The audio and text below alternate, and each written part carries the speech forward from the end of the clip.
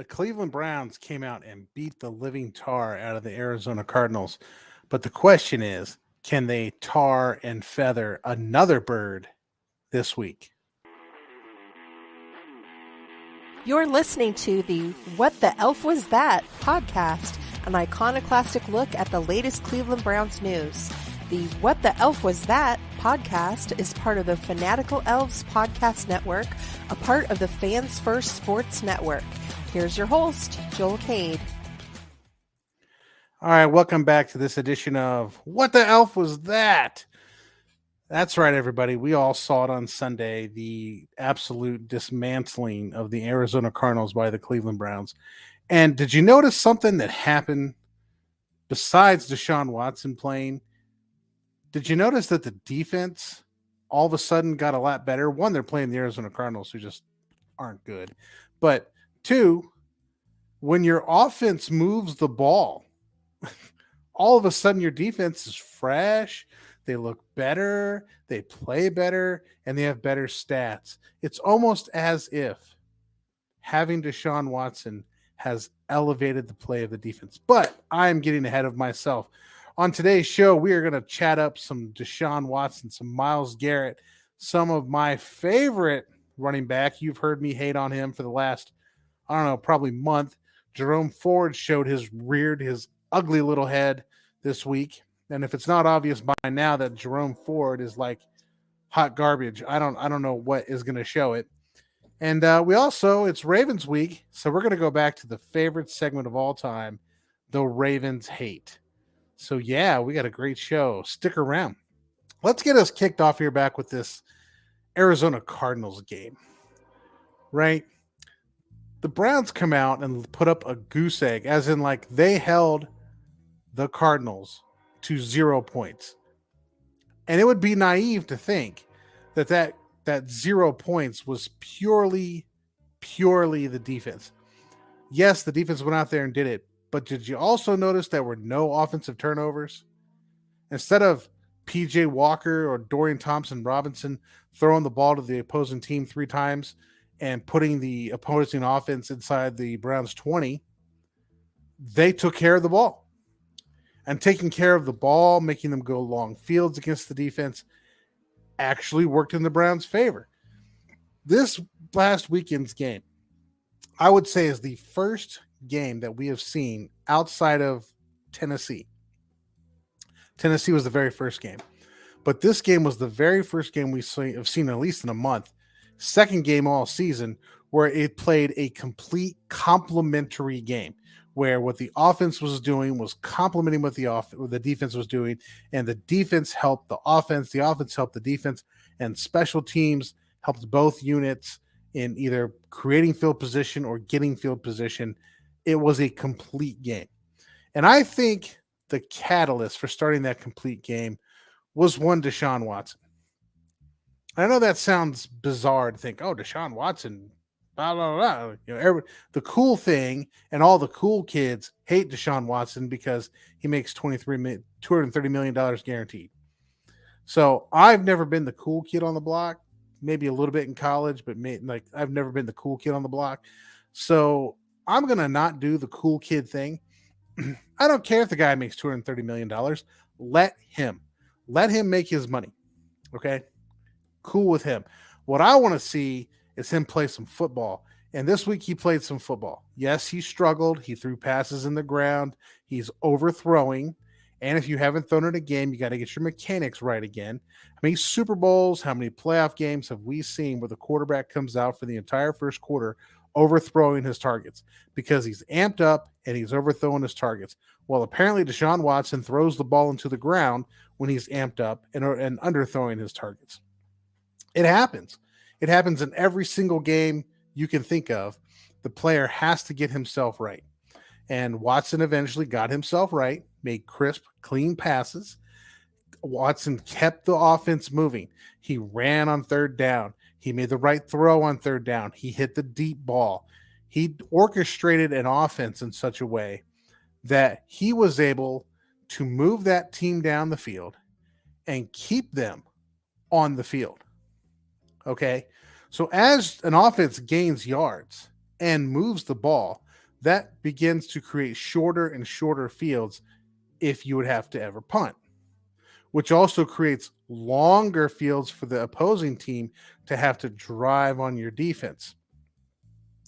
So an offense that moves the ball helps the defense. I know this is a shocking concept because we haven't seen this out of Dorian Thompson-Robinson or PJ Walker, but we're seeing it with Deshaun Watson, the offense moving the ball. So as the offense moves, it helps the defense. The defense gets better fields, better field position, is able to roll. So let's move on from Deshaun Watson because the Browns have an issue they have to address, and it's not the quarterback. It's not the quarterback. The issue they need to address is the issue that I've been on, if you've been listening to my show for anywhere near the last month and a half, is Jerome Ford. And it finally hit me exactly what's going on with Jerome Ford. So I am here now. You can have my analysis. You will know exactly what's wrong with Jerome Ford. And maybe if I was dedicated and really super into this, I'd do videos to show you exactly what the problem is. But essentially the problem is Jerome Ford is Isaiah Crowell reincarnated. That's the problem, right? Jerome Ford is in fact Isaiah Crowell 2.0. Now I will say he's Isaiah Crowell 2.0 because Ford is an upgrade to Crowell because one, I think he's higher on the IQ side than Crowell. Two, I think he is a better pass catcher than Isaiah Crowell. And three, he's actually a lot faster than Isaiah Crowell. So he's Isaiah Crowell 2.0.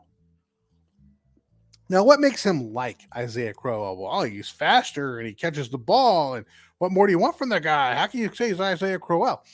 Well, if you guys don't remember Isaiah Crowell, I'm going to tell you a story about a little joke that go through my house that I still hear. I still hear this joke on Sundays. My son was saying this to me as we were watching the football game. Okay. You guys ever see this movie, Austin Powers? Now, I know that kind of dates me into the 90s. But if you haven't seen Austin Powers, you need to actually go back and watch it. It's actually really funny. It's Michael Myers. He plays both Dr. Evil, who's the arch villain, and Austin Powers, who's the spy. It's kind of a James Bond-esque kind of spoof. And honestly, I'm a huge lover of James Bond. I've seen every James Bond movie ever made in order twice over. Okay. And I have favorites. Going to get me on Bond. I could do a whole podcast on James Bond. I could do a weekly podcast every week on James Bond and never get bored. But so this Austin Powers character is like a hippie. His heyday was the 60s, free love, sex, drugs, and rock and roll. And, he's gets cryogenically frozen, blah, blah, blah, blah. Go watch the movie. It's actually pretty funny. And the evil villain, Dr. Evil, is clearly Blofeld from the Austin Powers or from a James Bond series. But that said, here's the scene. Austin Powers was cryogenically frozen. He gets unfrozen, and he's meeting with his new partner, a Miss Kensington. And I'm trying to remember who played Miss Kensington. I will figure this out here as we go. But he's meeting with Miss Kensington, and they're trying to get him to basically do what the 60s hippies people don't want to do, which is sign release forms to to indemnify the powers that be from actually having to be responsible for the agent's issues. Elizabeth Hurley plays Agent Kensington. Okay. There's a whole thing going on with this, but anyway. So she's trying to get him to sign these release forms, and he's not interested. He's on his big jumbo jet, his Shagmobile. They're on this. He gets her to sit on a bed. He's not interested in release forms. He gets the bed to start moving and shaking, and he starts to pretend, oh, there's turbulence. Oh, I fell over, trying to fall over onto Elizabeth Hurley to try to get her to have sex with him. This was this little game. Okay. That's what Austin Powers is. It's just funny little spoof. But the part where Austin Powers is sitting on this bed going, oh, I fell over, and falls over in a kind of mocking way to try to get close to Elizabeth Hurley. This This is the joke with Isaiah Crowell, because Isaiah Crowell and Jerome Ford run the outside zone in the exact same way. Okay. And that's this. Here's why Isaiah Crowell would fall over. Isaiah Crowell would start running really fast, faster than he should, toward the end of the offensive line. And then when he finally saw the hole, he was so overcommitted that he would try to plant his foot and stop to change directions. And in doing so, he would lose his footing because momentum was pushing him and he would fall over. So that became the joke. Oh, I fell over. Oh, I fell over, because that's what Isaiah Crowell did. Anytime he ran an outside zone, he completely fell over and you'd lose 3 yards. This is what Jerome Ford is doing. Jerome Ford is getting the ball and he's running as fast as he can. He doesn't even see a hole. So, I mean, good for Isaiah Crowell to see the hole, but just miss it. Jerome Ford just thinks, like, I don't know. I guess the only thing I could say is he's like a fifth grader learning to play football, right? He just wants to run to the outside, turn the corner, and run up the sideline like you're going to actually do that in the NFL. That doesn't happen in the NFL. When was the last time you saw anything like that in the NFL? I'm not talking running an alley, because teams can get an alley. An alley, by the way, is between the corner and the defensive end. That's the alley, not the sideline. That's the alley. People can get an alley because that's easier to get. But Jerome Ford tries to run all the way around to try to get the edge. So what Isaiah Crowell would do is he would run and he would be overcommitted and fall over, okay, and lose like 3-4 yards. But what Jerome Ford does is he either sees a hole and thinks, I'm not doing that, or doesn't see the hole, then tries to loop around the offensive tackle to try to get to the outside to run up the sideline, which is super dumb. Super dumb. And he hasn't learned. In fact, he's gotten worse as the season has gone on. That's why I saw this stat on X, on Twitter/X, that he's like the 4th most inefficient back in the NFL. I don't even know how there are people in the NFL that are more terrible at that position than Jerome Ford, because Jerome Ford is just straight garbage. I mean, he's awful. He's terrible. Okay. He's like Isaiah Crowell. Just take the football, rub it against your butt like it's garbage, man, because that's who you are. Jerome Ford is the one-man drive killer. And I watched it on 3 drives on Sunday, against the Cardinals. If there was an efficient running back in the Browns backfield that was young, the Browns would be unstoppable. I mean, just unstoppable. But instead we have Jerome Ford. Jerome Ford will take the ball, run toward the hole, run toward the outside zone, see that there's nothing there, or what he thinks is nothing there. And instead of doing what Kareem Hunt does, which is why Kareem Hunt has got like his 3rd or 4th contract, which is I can get 3 yards and just run up and get 3 yards. Yeah, even if you fall over and getting 3 yards, at least you got 3 yards. He tries to go around, which causes him to run more and more backward. So when they give him the ball on first down, you know it's a 3-yard loss. Like, just handing him the ball is like a 3-yard loss. Now, the only thing that makes up for Isaiah Crowell 2.0 is that Isaiah Crowell made it to the NFL because he did something very, very well. And it's the same thing that Jerome Ford does very, very well. So if you guys remember Isaiah Crowell, the only time this guy could gain yards is if it was a pin and pull or a power play. You had to like pull a guard. You had a defined hole. You had the ball is going to run behind the tackle, or the ball is going between the tackle and the center, or the guard in the center. He had to know exactly where he was running. And then he would run as forward as fast as he can through that hole. Whether there was a hole there or not, he ran into people. And if there was a hole, he would gain yards. This is almost literally what Jerome Ford is. If there is a defined hole that the ball will be going through, he can run to the hole and up into the hole. If there is no defined hole, he is just going to try to run to the sideline and probably lose 3, 4, 5, 6, 7 yards that we've watched. Now, if the Browns would simply not give Jerome Ford the ball, the offense would be way more efficient than what it is. Okay, the drives, I watched 3 drives stall out for 3 and outs because on first down, they gave Jerome Ford the ball. He lost 5 yards, and they ended up having to punt. he's a drive killer. He is a one-man drive killer. So until they can figure out how to teach him to see a hole, maybe it's like the major league where Rick Vaughn can't throw a fastball or can't throw a strike until he goes and gets glasses, and then he can see the strike zone and he becomes the phenom, but he's already gotten the nickname the Wild Thing. Like Isaiah or Jerome Ford could be like blind man's bluff, right? He just doesn't see a hole. So maybe they need to get him those Kareem Abdul-Jabbar sports glasses, put him on underneath his helmet, and like then he can see where the hell he's going, see where he's going, and make it into a hole. Until then, we're just going to watch him be the one-man drive killer. It's almost not even worth giving him the ball.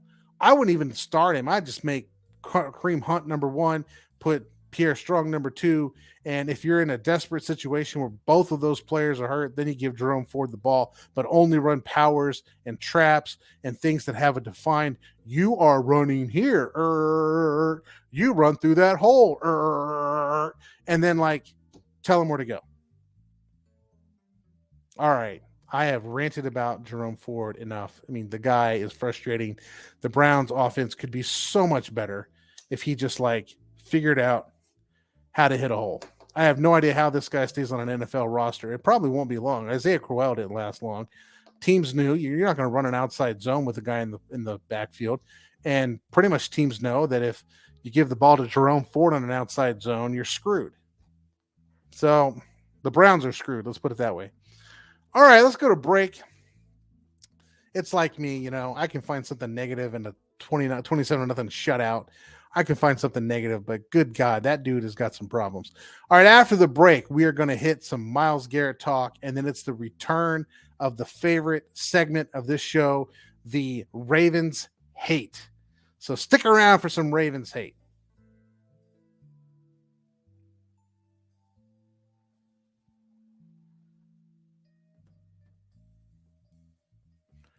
All right, and we're back. I am just so impressed this year with Myles Garrett.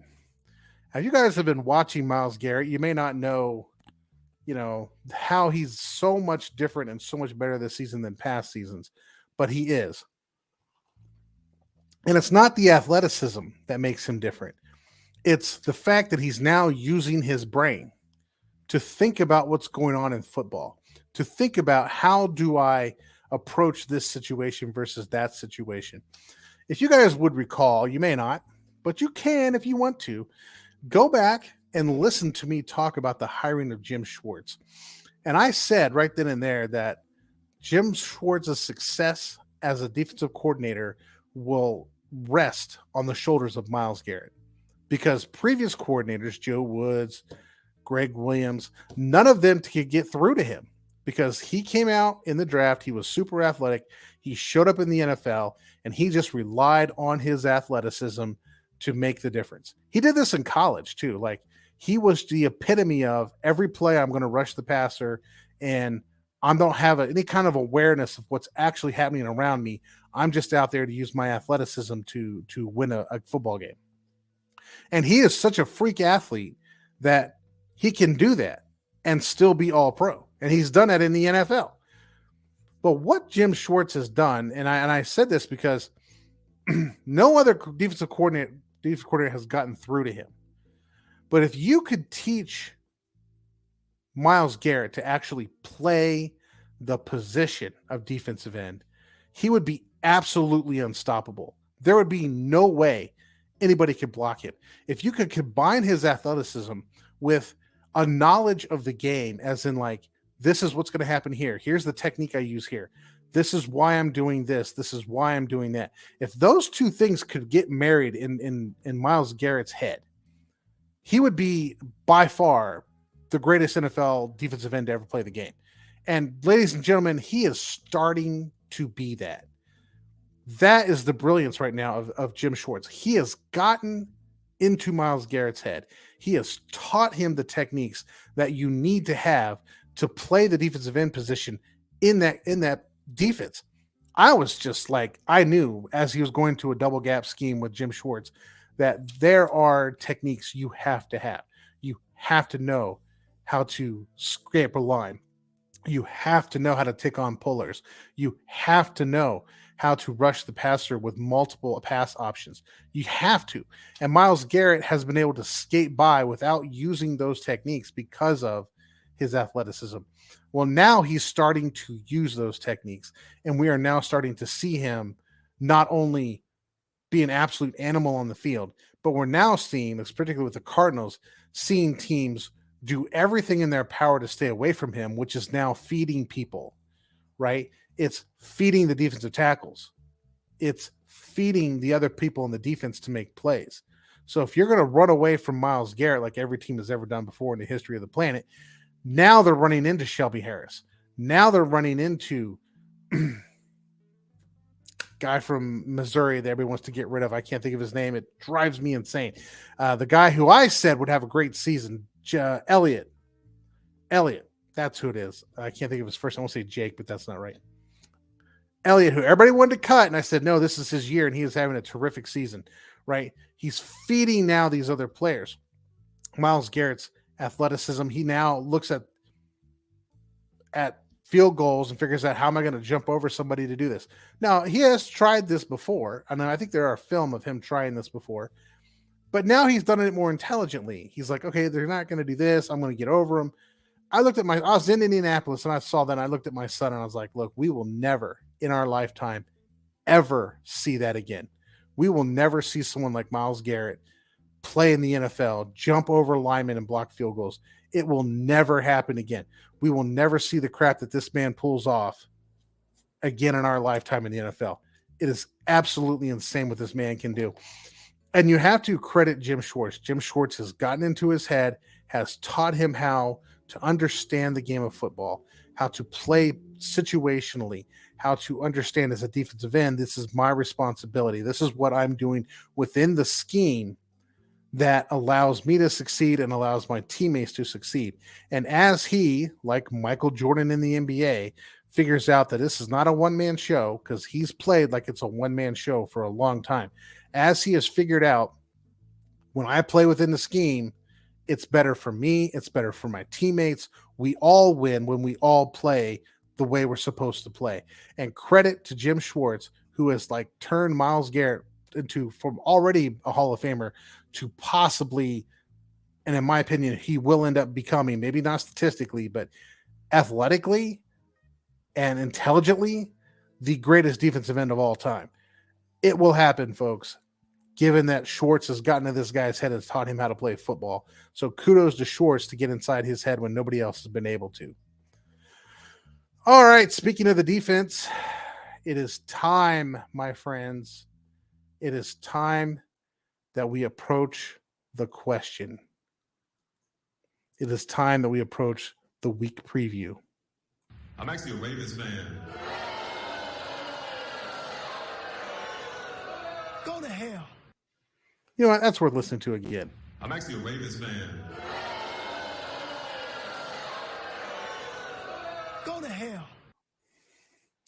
All right, ladies and gentlemen, it's time for the Ravens hate. And I've been hating on the Ravens all season. I really have. And you probably think, oh, Joel, why the heck would you hate on the Ravens? What the elf, man? They're like 7-2 and they're beating up everybody. Well, first of all, you got to understand he's played a lot of teams. His first 4 games were almost entirely against either quarterbacks that were hurt or they were against quarterbacks in their first ever NFL start, including C.J. Stroud, Dorian Thompson-Robinson. Anthony Richardson was the second NFL start before he got hurt. And then they ended up getting beat by Gardner Minshew. So, put that out there. The Ravens have had a little easier road to go than most people. I mean, when you get, a lot of rookie quarterbacks in their first NFL start, you're going to beat a lot of people. But not to be outdone, there's a segment out there that believes that the reason the Ravens are winning is because of their explosive offense, which I contend is garbage because they actually abandoned the air raid 2 weeks into the season, or 3 weeks. Week 3 is when they abandoned it. So I'm going to check the strength of schedule here on the Ravens real quick because I want to see. I have a hard time believing they're 13th in their second to power rank. So I can find their strength of schedule. Well, they have the 13th strongest or toughest schedule up to date, meaning they're like middling, right? They're just middling in their schedule. But I think the schedule is middling for them because they've played teams early that have had rookie quarterbacks early in their start. I mean, I remember saying week 1, they basically got a college warm-up football game because they got CJ Stroud on his first NFL start. That would be a different game. If the Texans were going to play the Ravens next week, that would be a very different game than what it was week 1. But I digress. I'm not here to talk about the defense. I'm here to talk about the offense because I was doing some research on the offense and I saw an idiotic article and I just can't help be blown away by the stupidity I read on major websites that just like fawn over the Baltimore Ravens.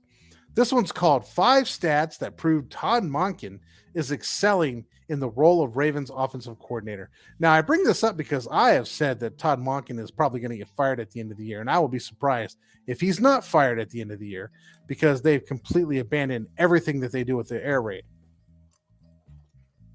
But to prove that claim, I'd have to explain the air raid to you and why they've abandoned it.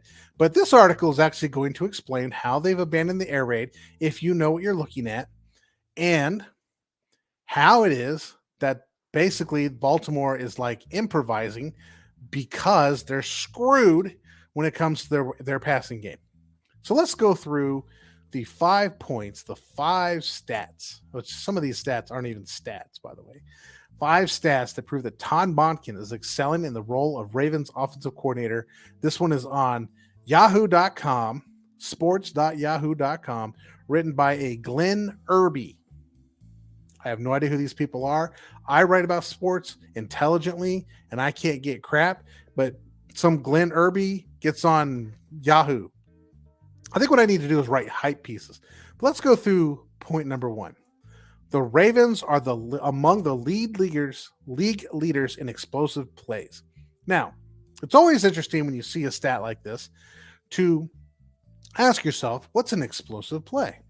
Well, here we're talking about a rush of greater than 10 yards or a pass greater 20 yards or more. Now, the fault I have with this stat is that it is a counting stat. Okay? Now, if the red flags aren't going off yet, they will in a second. Basically, what somebody has done has counted the number of plays these teams have and then put them into a chart and then said, oh my God, look at this. Here's the problem. Not everyone in the NFL has played the same amount of games. Every team in the top 2, 3, 4, 5, 6, 7, 8, 9, 10, 11, 12, 13 out of, let's say, the top 15, the top half of the NFL are all teams that have played 8 games. Okay? You'd expect that, right? They have an entire game to get more yards, rushing yards of 10 yards or receiving yards of 20 plus to constitute an explosive play. So the fact that the Ravens have actually played 8 games is already going to bump their numbers up higher than, say, the Browns, the Steelers, the Bengals, all I think who have had their bye week already. The Ravens, I think, are the only team with a later bye week. But not to be dismissive, because they apparently seem to be number 2 in the big plays with 35 rushes of 10 or more.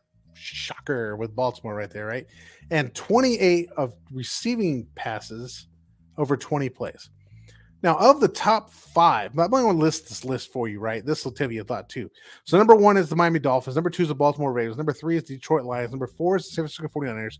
Number 5 is the Chicago Bears. Number 6 is the LA Rams. Number 7 is the Atlanta Falcons. Number 8 is the Chiefs. Number 9 is the Colts. 10 is the Broncos.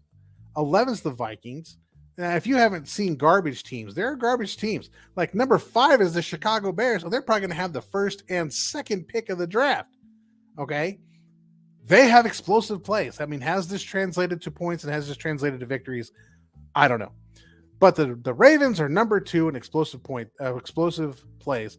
They are number 1 in rushing. And I believe they are number 5 or 6, maybe even lower. Oh no, they're like 8 or 10. To 8 and 10 range in passing plays, which means the Ravens are running the football. That's what they're doing. They're running the football. And Todd Monken is an air raid offense, which is a throw the ball across the yard, run if you have to, but throw it if always throw it. And the Ravens are not getting their big plays on throwing the ball. By the way, do you guys know, I'll just tell you because it's a fun stat, what is the one team that comes in at number 12 who has not played 8 games? That would be your Cleveland Browns. That the Browns have more explosive plays than, or they have the most explosive plays of teams who have played 7 games, which means you are not comparing apples to apples. You're comparing apples to oranges. It's just a stat to make something look good. It means nothing. If anything, it tells you the Ravens are not throwing the football. They're running the football. And we all know, because we're Browns fans, we know that Todd Monken is allergic to running the football. So we know this isn't due to Todd Monken. But that's stat number 1. Stat number 2. Patrick Ricard in his many roles. Patrick Ricard has played fullback, tight end, and offensive line in this offense. First of all, what does that have to do with anything? Right?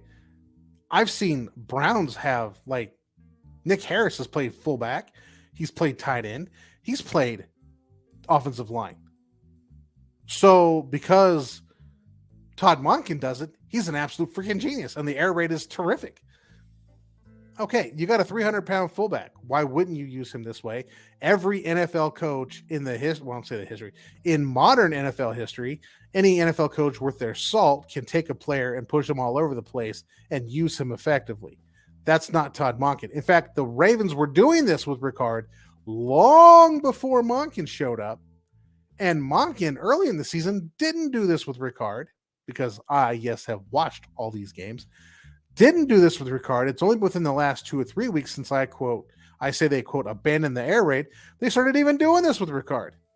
But here he is, not running the air raid. But my gosh, Todd Monken's a genius because he's moving Patrick Ricard around. All right, let's move on to stat number 3. And I don't understand this is even a stat. Stat number 3. Todd Monken is an offensive scientist.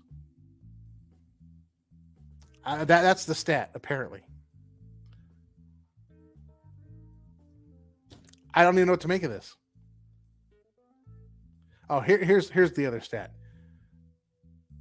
Baltimore receivers are open now 32% of the time, as opposed to 23% of the time last season. So now they're comparing a stat from this season to last season, that he's saying the Ravens wide receivers are now open more than they were last year. Okay, then if they're open more, then why don't you have more explosive plays in your pass game? But apparently we're not asking this question, because that would be intelligent, and that's what you're getting on What the Elf Was That. This is why we ask What the Elf Is That. What the Elf is that stat? That's not even a stat. Wide receivers getting open. Now, I want to know is, can Lamar Jackson throw the ball to the wide receiver? And given that, they have 8 games and they're in the middle of the pack of explosive plays on the offense, middle of the pack in the league with an air raid offense, the air raid offense is designed to create passing explosive plays. I think there's failure happening here. I think the stats reveal that there's failure happening here. I'm standing my position that Monken will be fired at the end of the season because this crap ain't working in Baltimore, and they've reverted to a run game. But let's look at the next stat. The next stat. The Ravens are spreading teams out to run. Oh my God. Todd Monken must have invented the spread offense, because that's what the spread offense does. And the air raid is an outgrowth of the spread offense. The spread offense was created to make teams, defenses in particular, defend every blade of grass. It was typically initially called the basketball on grass situation, where you put receivers out there, but the whole point of the spread offense was to run the football, period. That's what the spread offense was. It started in the mid-90s.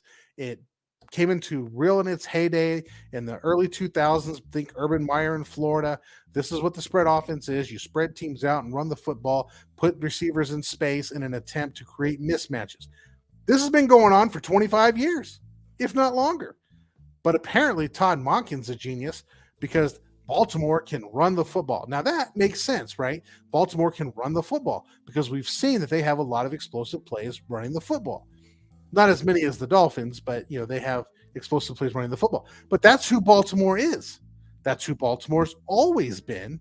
That's what Todd Monken was brought in to change.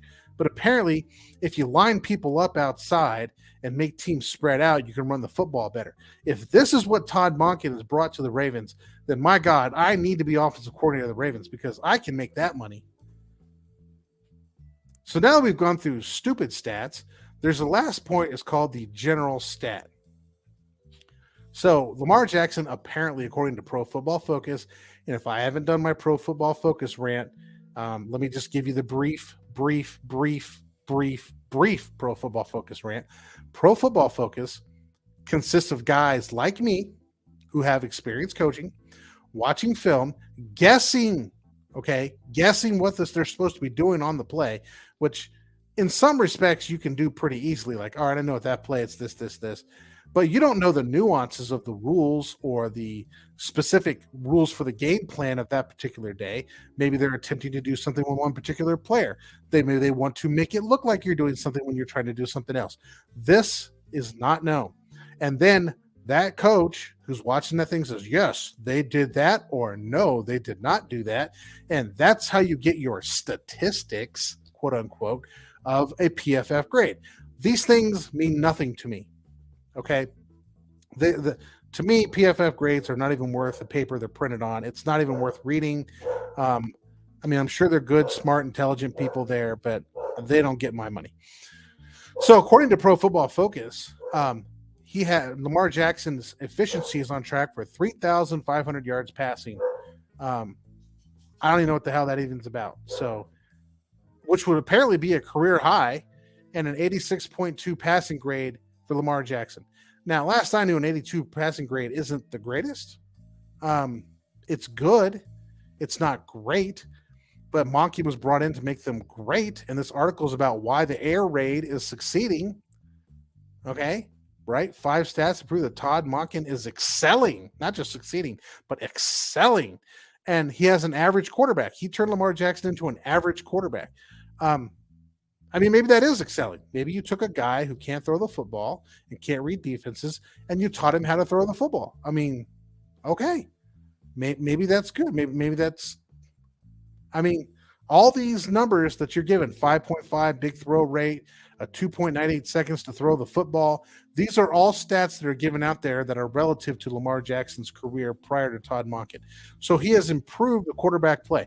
However, that quarterback play has not translated into explosive plays, has not translated into an air raid offense that's destroying opponents through the air. All it is translated into is, hey, we've thrown the ball a couple times and now we can run the football better. Nothing has really changed in Baltimore. You stop the run game, you beat that team. Period. And what complicates stopping the running game is the fact that you have a quarterback who is extremely fast, extremely twitchy, and extremely good at running the football. So you now have a two-headed monster in an NFL that most defenses don't account for a quarterback in their run schemes. It's a gimmick. And the gimmick ran out, so they fired their last offensive coordinator and now have a new gimmick. And this gimmick will run out by maybe week 3 when they abandoned the whole thing. And now Monken, in my opinion, is still going to get fired because he's doing a terrible job, which I'm happy for. I'm happy for. So what does this mean for this week? It's actually pretty simple what's going to happen what you need to do to win this week. And first and foremost, what you need to do is move the football. You need Deshaun Watson to relax, hit the open receiver, and play football. If Deshaun Watson can move the football, gain first downs, keep moving it, the Browns are going to win. That allows the defense to stay off the field, lets them stay rested because the Ravens' entire game plan is basically trust the ball. That's what they do. They run, they run, they run, they run, they run, and they pound and pound and pound, trying to wear out the defense to the point where like the defense is so tired that they just like they can't stop the run. That's the football they're playing. But if you keep the ball in your hands and you keep your defense off the field, you're going to win the football game. That's how the Colts beat them, by the way, because they have running backs in Indianapolis that we saw that can run the football, and that's how they beat the Ravens. All right, ladies and gentlemen, I have ranted enough on the Ravens. I do hate this team. They are so overhyped, way, way overhyped. It is unreal. And the 5 stats that prove that Todd Monken is excelling in the Ravens offensive coordinator is a complete joke with logical inconsistencies. I mean, if I wrote this stuff, it's just garbage. And yet these people get on Yahoo. I don't even understand. Maybe I just don't know the right people in the business. I don't know. Isn't that life, though? Who you know, not what you know. Because clearly if it was what you know, this guy would never get published. So anyway,